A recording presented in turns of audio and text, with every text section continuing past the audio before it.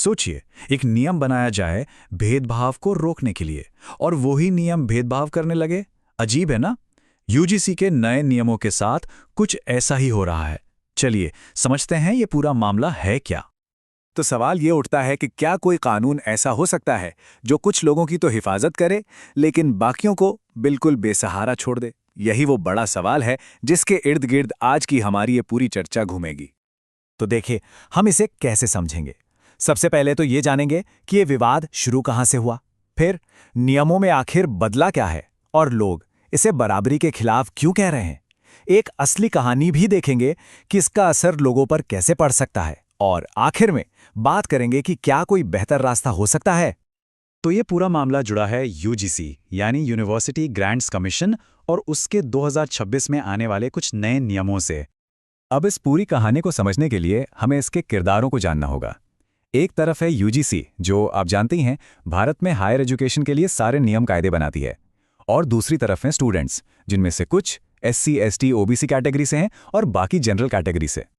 अच्छा, इन नियमों का जो मकसद बताया गया है वो तो बहुत अच्छा है। मतलब कौन नहीं चाहेगा कि यूनिवर्सिटी कैंपस से जाति के नाम पर होने वाला भेदभाव और हरासमेंट जड़ से खत्म हो जाए। जाहिर है इस बात से तो कोई भी असहमत नहीं होगा। तो फिर पंगा कहाँ है? अगर मकसद इतना अच्छा है तो विवाद क्यों?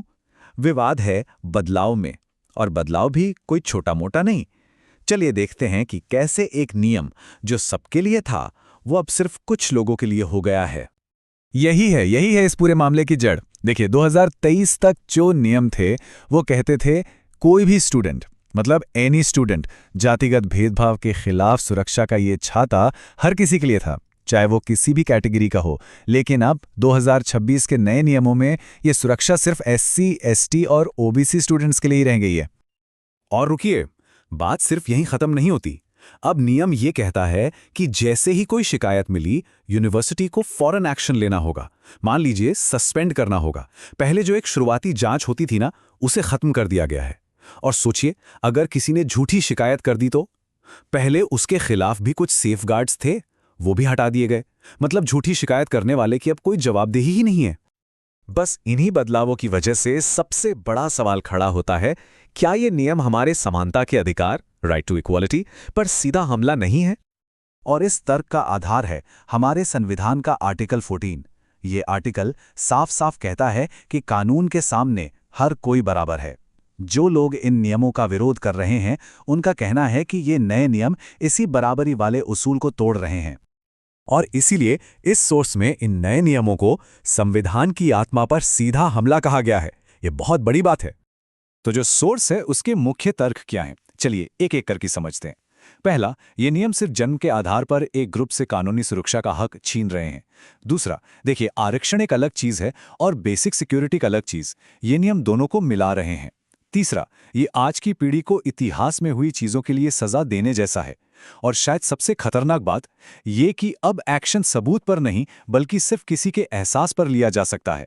इससे तो कैंपस में ब्लैकमेलिंग और वसूली का एक नया रास्ता खुल सकता है। ये तो हुई कानूनी बातें, लेकिन जब ऐसे नियम असल जिंदगी में लागू होते हैं तो क्या होता है?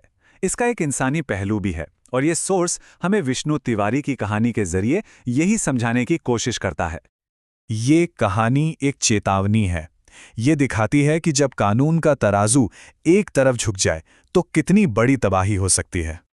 20 सिर्फ एक नंबर नहीं है, ये 20 साल।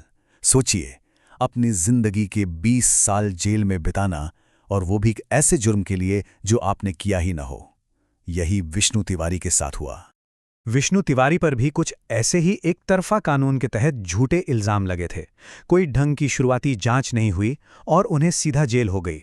20 साल बाद 2021 में जब हाई कोर्ट ने उन्हें बेगुनाह करार दिया, तब तक सब कुछ खत्म हो चुका था।